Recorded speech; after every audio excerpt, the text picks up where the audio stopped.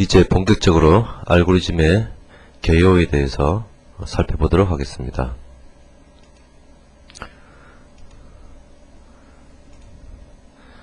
우선 알고리즘이란 무엇인가에 대해서 정의를 내려보도록 하겠습니다. 알고리즘의 정의는 여러 가지로 내릴 수 있겠습니다. 가장 간단하게는 정의해보면 어떤 주어진 문제를 해결하기 위해 잘 정의된 동작들의 유한 집합이다 라고 간단하게 정의할 수 있겠습니다. 알고리즘에 있어서 가장 중요한 것은 주어진 문제, 이 문제를 이해하는 것이 되겠습니다. 주어진 문제에 따라서 어떤 방법으로 문제를 해결할 것인가에 대한 방법이 나오겠죠. 그리고 이 문제를 해결하기 위해서는 잘 정의된 동작이 필요하다는 것이죠. 잘 정의된 동작이라는 것은 이 알고리즘이란 게 컴퓨터에서 실행되는 것이기 때문에 컴퓨터가 할 수 있는 단위 연산, 예를 들어서 어떤 두 값을 비교를 한다든지 아니면 두 메모리에 있는 내용을 변수죠. 변수의 내용을 교환한다든지 사칙 연산을 한다든지 이런 잘 정의된 동작, 간단한 기본 동작들로 이루어진 유한한 집합. 알고리즘은 문제를 해결하기 위해서 어떤 일정 시간 내에는 알고리즘 문제가 해결되어야겠죠. 영원히 문제가 해결되지 않는 알고리즘은 알고리즘이라고 할 수 없겠습니다. 이런 알고리즘의 정의를 보면 한마디로 말해서 문제를 하기 위한 어떤 방법, 어떤 행위적 측면 이런 것들로 느낄 수 있겠습니다. 알고리즘과 더불어서 항상 많이 나오는 용어는 자료구조라는 것입니다. 자료구조는 데이터 스트럭처라고 영어로 그렇게 하는데요. 자료구조는 알고리즘의 객체로 흔히 취급됩니다. 아까 말씀드렸듯이 알고리즘은 어떤 문제 해결을 위한 행위적 측면, 어떻게 할 것인가, 무엇을 어떻게 할 것인가를 행위적 측면이라고 말씀드렸는데, 자료구조는 무엇을 어떻게 할 것인가에 해서 무엇을에 해당되는 객체 혹은 목적어에 해당됩니다. 자료구조는 엄밀하게 말해서 자료가 저장되어 있는 구조를 말하는 거죠. 이 저장은 메모리에서 저장되어 있는 걸 수도 있고 하드디스크 같은 어떤 물리적 장치에 저장되어 있는 걸 수도 있는데요. 이 자료가 아무런 조직 없이 어떤 규칙 없이 무순서로 저장이 된다면 별로 바람직하지 않은 자료구조가 되겠죠. 자료는 어떤 문제를 해결하기 위한 어떤 용도에 따라서 일정한 방법으로 조직화 혹은 구조화 되어 있는 경우가 굉장히 많습니다. 이런 자료는 자료의 구조에서 자료를 어떻게 새로운 데이터가 들어왔을 때 어떻게 저장할 것인가, 또는 자료를 어떻게 끄집어낼 것인가, 그리고 자료를 어떻게 관리할 것인가, 이런 방법까지 포함한 경우가 많습니다. 이와 같이 자료구조는 발전함에 따라서 어떤 자료가 저장되어 있는 어떤 물리적 형태를 뜻할 뿐만 아니라 자료를 저장, 추출, 관리하는 어떤 방법까지 포함하게 되죠.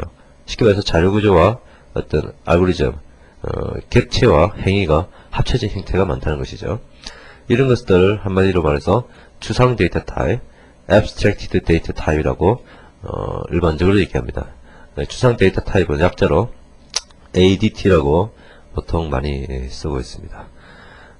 자료구조의 예를 들면 가장 간단하게는 데이터를 그냥 연속된 메모리 공간에 쭉 저장하는 배열이나 스택이나 큐 같이 연속된 공간에 저장을 하되 자료를 꺼내거나 저장하는 어떤 방법이 정해진 이런 자료도 있고요.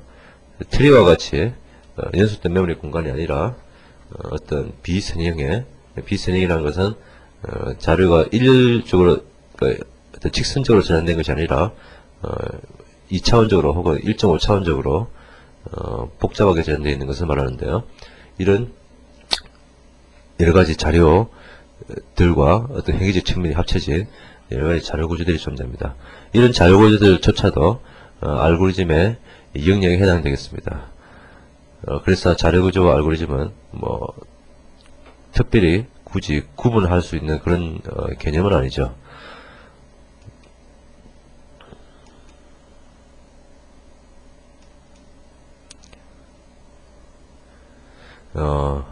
알고리즘의 선택에 대해서 알아보겠습니다.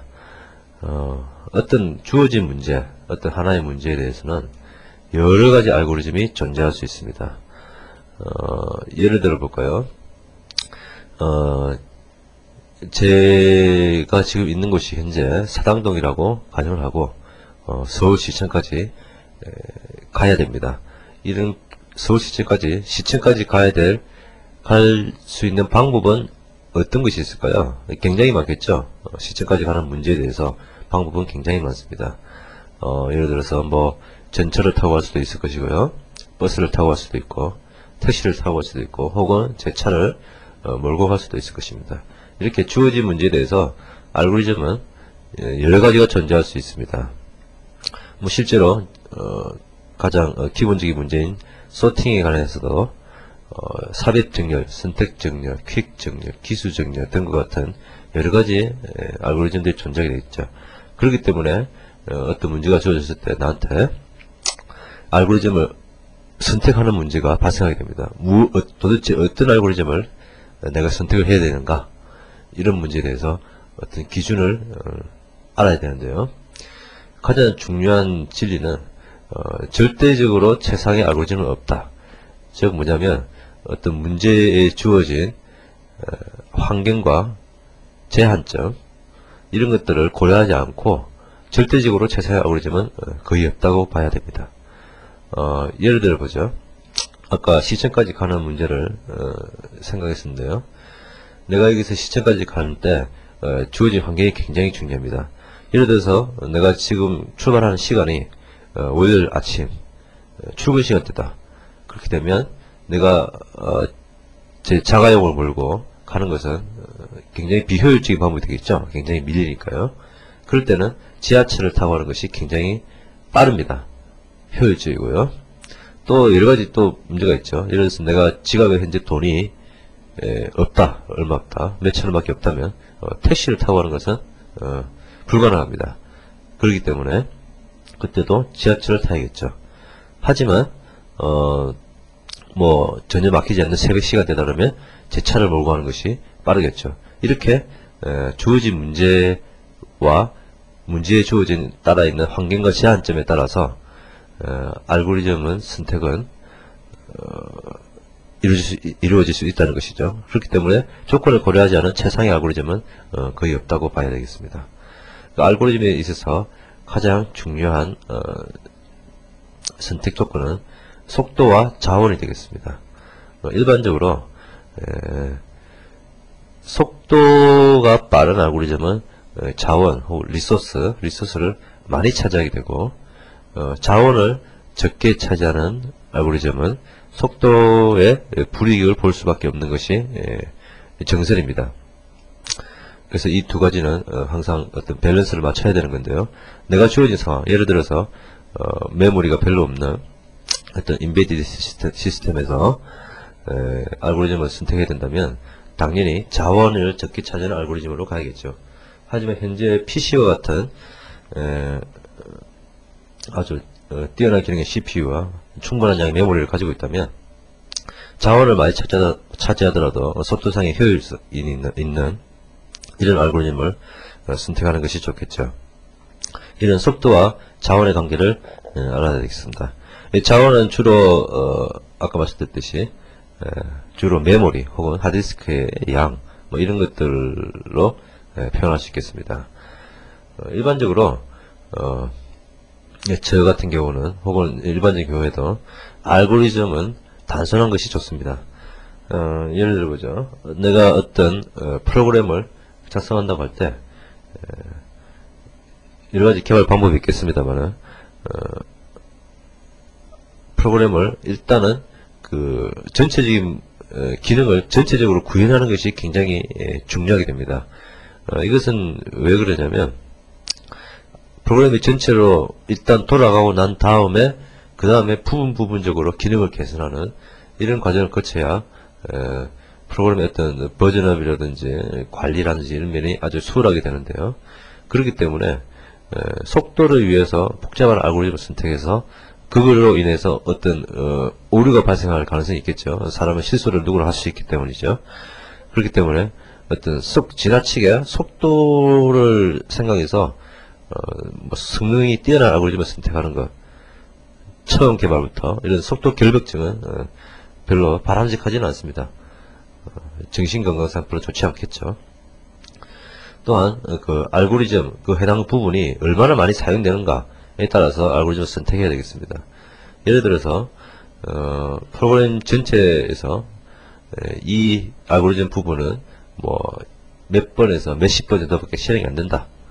이런 알고리즘은 이런 경우라면 알고리즘이 굳이 빠른 알고리즘을 선택할 필요는 없겠죠. 대신에 이 알고리즘 부분이 뭐 초당 10만 번 혹은 100만 번 이상 실행이 된다. 실행이 되어야 된다. 그러면 굉장히 사용비도 많겠죠. 이럴 경우에는 속도에서 뛰어난 알고리즘을 선택하는 것이 전체적인 프로그램 성능에 도움을 주게 됩니다. 이렇게 알고리즘의 선택에 있어서는 어떤 주어진 문제와 환경을 먼저 숙지하는 것이 가장 중요하겠습니다. 그러려면 일단은 그 알고리즘을 문제에 주어진 여러가지 알고리즘들의 어떤 장단점을 잘 파악을 해야겠죠. 그래서 저희가 알고리즘 공부를 하게 되는 것입니다.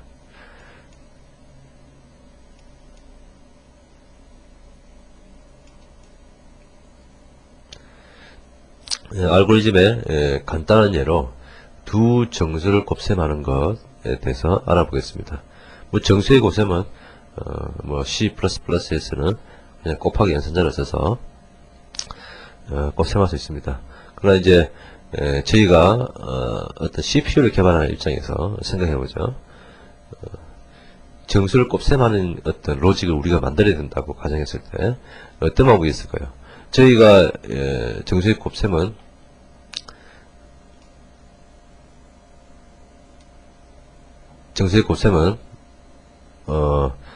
국민학교 산수 시간에 배웁니다. 예를 들어서 45 곱하기 37이라는 연산을 생각해보죠. 어떻게 계산합니까? 일단 이 7을 5와 곱해서 35, 그 다음에 7을 4와 곱해서 28, 이 35와 28을 280이죠. 쉽게 말해서 280을 더해서 315라는 값을 쓰고요. 그 다음에 3과 5를 곱하고 3과 4를 곱한 120과 15를 더해서 135라는 숫자를 만들고, 이 135는 실제로는 1350이 되겠죠. 이 두 개를 더하면 1665라는 계산 결과를 얻게 됩니다. 이 전통적인 곱셈에서 기본 연산은 뭐겠습니까? 아까 봤듯이 어떤 한자리 정수, 7이라는 한자리 정수와 어떤 임의의 정수, 45라는 뭐 혹은 몇백일 수도 있겠죠. 임의의 정수를 곱하는 것이 기본적인 연산이 되겠고요. 그러니까 이 한자리 정수와 이 임의의 정수를 곱한 거, 그리고 이 3이라는 한자리 정수와 임의의 정수를 곱한 거, 이 두 정수 결과를 더하는 것이죠. 이 더하는 것이 또 기본 연산이 되겠습니다. 그런데 아시겠지만 임의의 정수와 한자리 정수를 곱한다는 것은 그렇게 간단한 동작이 아닙니다. 기본 연산이라고 하기에는 너무 복잡하죠. 그렇죠. 그리고 두 정수의 곱셈을 구현하는데 또 내부적으로 또 곱셈을 사용한다는 것도 동의 반복이 됩니다. 동어 반복이 되죠. 그래서 이런 것들은 사람에게는 적합하지만 컴퓨터로 구현하기에는 굉장히 어려운 알고리즘이 되겠습니다. 어떤 더 간단한 알고리즘이 필요하게 되겠죠. 그래서 어라루스라는 다른 곱셈 알고리즘이 있습니다. 이 알고리즘은 굉장히 간단한 알고리즘입니다. 예를 들어보죠. 45와 37을 곱하는 것이 문제인데요. 알고리즘을 보면 첫째 곱할 두 정수를 첫 번째, 두 번째 열에 쓰게 됩니다. 이게 첫 번째 칼럼이고요. 두 번째 칼럼, 세 번째 칼럼을 봤을 때 첫 번째, 두 번째 쓰고 두 번째 보면 첫 번째 수가 홀수이면 두 번째 수를 세 번째 칸에 기록하게 됩니다. 여기서 보면 첫 번째 수가 홀수죠. 그래서 이 두 번째 수를 세 번째 칸에 37로 기록하게 되죠. 그리고 그 다음 과정으로 첫 번째 수를 2로 나누고 그리고 두 번째 수에 1을 곱합니다. 첫 번째 수에 1을 나눈 것은 예를 들어서 3을 2로 나누면 1.5가 되기 때문에 이런 경우에는 나머지를 버립니다. 그래서 1만 취하는 것이죠. 이 경우 45를 2로 나누면 22.5가 되지만 0.5를 버려서 20이라는 숫자를 쓰고 첫 번째 수를 2로 나누었죠. 두 번째 수에서는 2를 곱합니다. 37을 2를 곱하면 74가 되죠. 그래서 그 다음 알고리즘 보면 첫 번째 수가 0보다 크면 이 첫 번째 수가 0보다 크죠. 크면 2의 가정으로 돌아갑니다. 2의 가정을 보면 첫 번째 수가 홀수이면 두 번째 수를 세 번째 칸에 기록한다는 것이죠. 그런데 첫 번째 수가 홀수가 아니죠. 그렇기 때문에 기록하지 않고 그 다음 과정으로 넘어옵니다. 3번으로 넘어오죠. 3번 넘어오면 첫 번째 수를 2로 나누고 역시 마찬가지죠. 2로 나누죠. 21을 2로 나누면 11이 되고 두 번째 수를 2를 곱합니다. 이 경우 이 11은 홀수이기 때문에 다시 여기 4번 거쳐서 다시 2번으로 돌아갔죠. 홀수이기 때문에 이 148을 쓰게 됩니다. 또 마찬가지죠. 11을 2로 나누어서 5가 나왔고 이쪽을 2를 곱했는데요. 5도 홀수이기 때문에 또 이쪽에 쓰게 됩니다. 또 다시 과정을 반복해서 5를 2로 나누면 2.5가 되니까 잘라서 2가 되고요. 이쪽에 2를 곱했는데 짝수기 때문에 이쪽에 쓰진 않죠. 그리고 다시 2를 나누면 1이 되고요. 이쪽에는 그 1184라는 숫자가 되는데 역시 홀수이기 때문에 첫 번째 칼럼이 1184를 쓰게 됩니다. 그 다음에 또 1을 나누면 어떻게 될까요?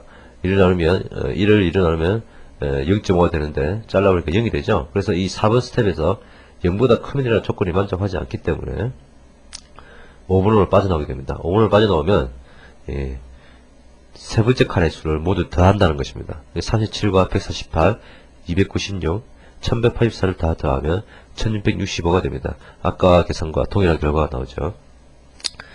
이런 어라루스 알고리즘에서 기본적인 연산은 뭐가 될까요? 잘 정의된 동작이라고 아까 알고리즘 정의에서 말했던 이런 기본 연산은 보면 정수에다가 2를 나눈다. 이 첫 번째 칼럼에서 했던 동작이죠. 정수를 2로 나눈다. 그리고 두 번째 칼럼에서 했던 동작, 정수에서 2를 곱한다. 그리고 마지막 세 번째 칼럼에서 했던 동작이죠.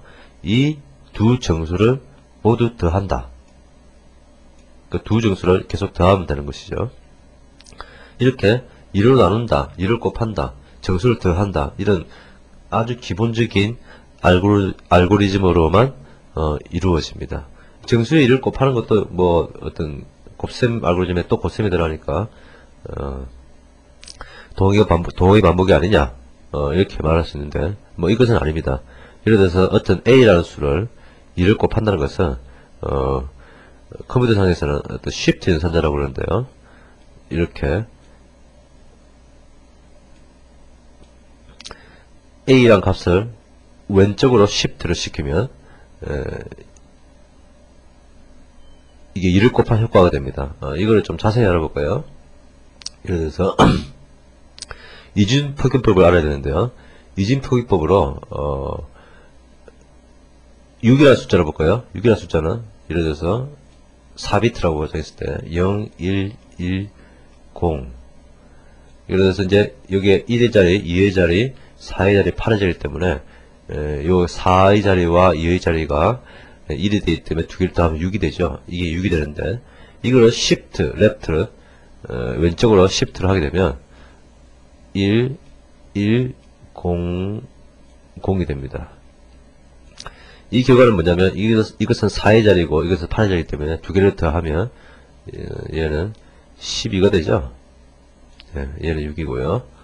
그렇게 보면 결국 시프트를 하는 것은 2를 곱한 것 같다. 결국 정수에 2를 곱한다는 것은 왼쪽으로 시프트를 하는 것이다 라고 보시면 되겠죠.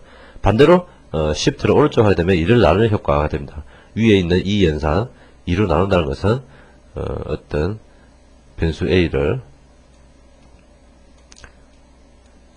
오른쪽으로 시프트 시키는 것과 마찬가지입니다. 이것도 해보시면 되겠죠. 6을 시프트 시키면 0011이 되겠죠.